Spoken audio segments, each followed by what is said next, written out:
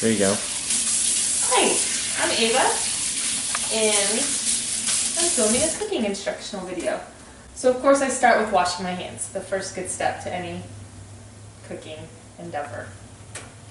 Maybe a cooking video for college students or even degree professionals who maybe want to eat well on a budget. So we're going to make migas, and it's really, instead of eating ramen or picking up whatever's cheap at the store, this is just using some ingredients that are very affordable, easy to put together, and they're going to be better for you and for about the same price that you might pay for something like ramen.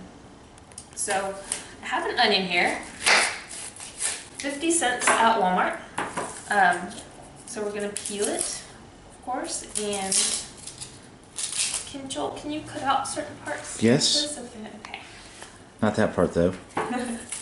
Well, sorry I didn't get this more prepped sooner, but this is okay because we can talk about the best way to chop up an onion, which I'm not doing very well on camera. So pull out the papery skin on the outside, maybe that first layer if it's a little damaged, and put that aside. And I'm just making migas for one, like you might do, like just to cook for yourself. So I like a lot of onions, so I'm going to use half of a sweet yellow onion. When you're cutting it up, like what I did was cut it in half, left that root end on, so you can, it'll hold the onion together as you're chopping it, and those little petals won't slide all around. So I'll put some cuts into it, just not quite all the way to that root on its side. Slice it that way, and then turn it the other way, and again cut it not quite to its root in the other direction. And try and get pretty uniform pieces, that way they'll cook evenly or at the same rate. And you also, I like something a little small, maybe like not much bigger than that, because I do like the onion flavor, I want the onion taste, but you don't want like a giant mouthful of onion in one bite of miga and then nothing in the other. So this will, having fairly small pieces will spread it evenly throughout your dish. Oh, and you know what? While I'm doing this, right there, I'm going to go ahead and get a little bit of oil heating in the pan. Pour some in, not too much. And then a bottle of vegetable oil, under $2, and of course many, many servings in that, so we'll call that like what, a couple pennies for the oil in the skillet. Let's see which burner we're going to use. This one. Keep going, not too high, you just want to heat it a little bit, you don't want it to burn or cook too quickly. I'm just chopping up my onion.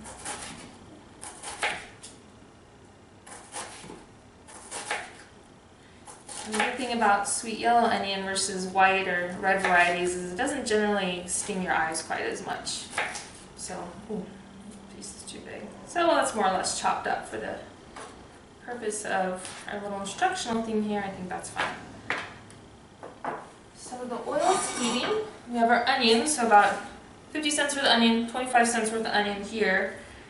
Another couple pennies of oil, so we're at what, like 27 cents? That's not bad so far. Throw that in there.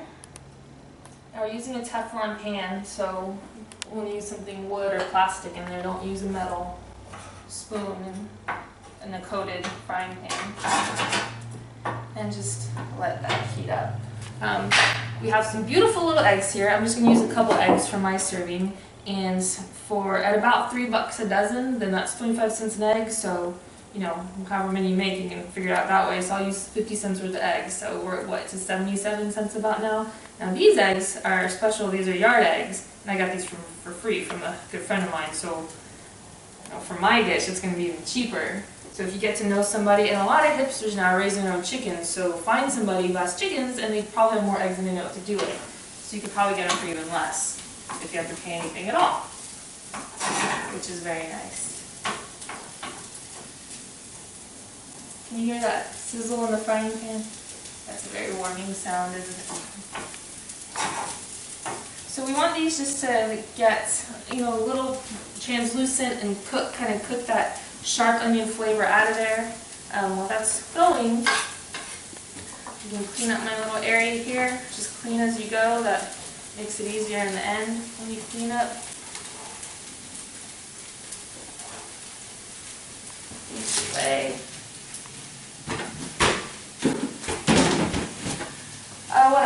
we have corn chips. You can use corn tortillas as well.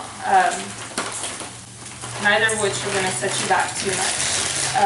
Chips add a little more texture, which is fun, especially in something like what's essentially going to be a scrambled egg and soft onion. Then chips add a little bit of crunchiness. Keep the handle off to the side, keep it from knocking it off the stove. So as you can see, this is a $2 bag of chips, and that's like what, I don't know, say what, 20 servings in there, so that's another dime's worth of ingredients. Our onions going nicely.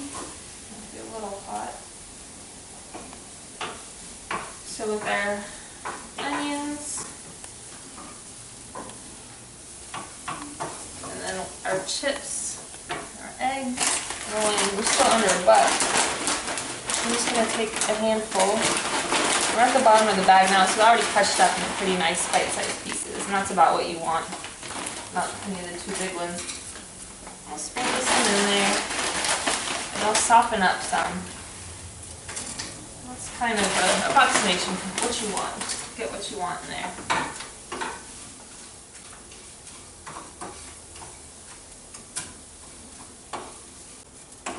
And they're getting there. Just leave them a little bit longer. And in the meantime, we'll get our eggs ready. And I'm going to crack them into a bowl first for two reasons. One, to mix them up a little bit before dumping them over the other ingredients so they're more uniform. And also, if any shells escape my grasp, then they can go. I can pull them out of the bowl instead of worrying about them being in the pan. Couple of little yard eggs made by loading the chickens. I'll wash my hands again to avoid cross-contamination.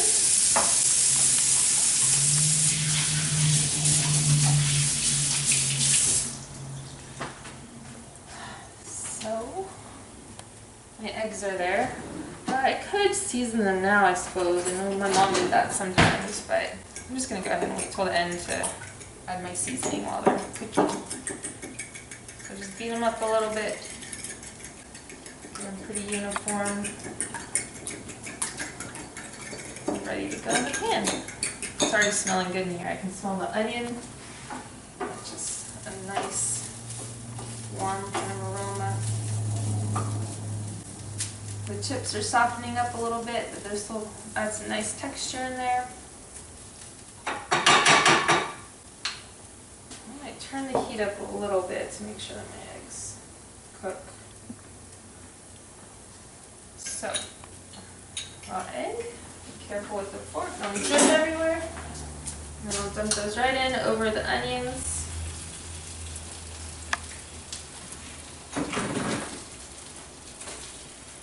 And just kind of gently incorporate everything, let it mix together. Eggs and onions. And if you got a little extra tip money last weekend or something and you want to add some chorizo or something, cook that separately, and you can drip a little bit of the grease in there, sort of mix it however you want. But even with this, just the egg ingredients, you're going to get some good protein. Eggs are complete proteins, so you'll get all you need from those. Good nutrition, and there's some cholesterol that'll be lower than if you use meat, so that's nice. But I guess if you're in college, you don't really have to worry about that. Grabbing some cracked pepper, or pepper grinder, and I'll season a little now in the pan. I'm going to go ahead and turn the heat off because those eggs, they cook so readily, just over even residual heat.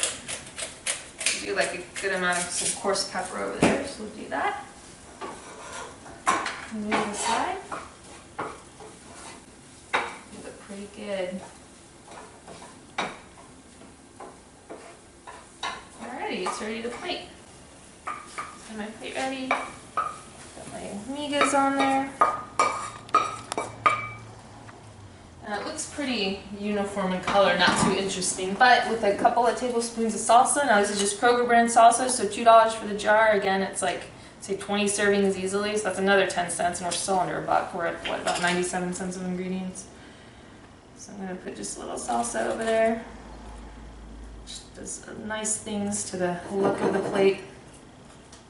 And then I have some green onions here as well. And these are 52 cents a bunch, so we're just going to use a little bit to add some color, and I like the flavor of green onion a lot. But a friend of mine told me that if you just leave green onions with the roots on in a bottle or a glass, then they'll continue to grow. You can just snip off the tops and use what you need, and they'll essentially regenerate, so you'll have everlasting green onions.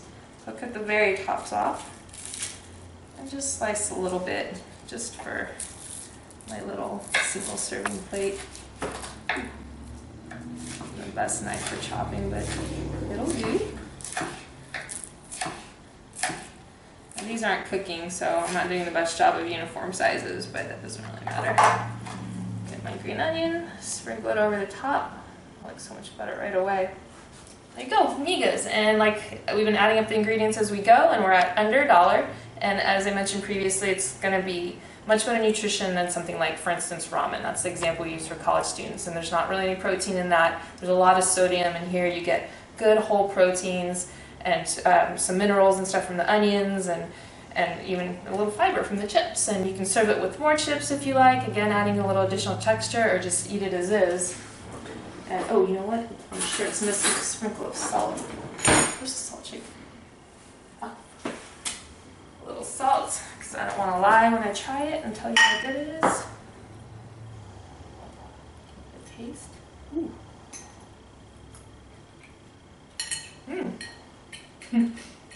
Pretty good. So I hope you enjoyed the instruction. I hope you gained some interesting information that you can use, and I'll see you in class.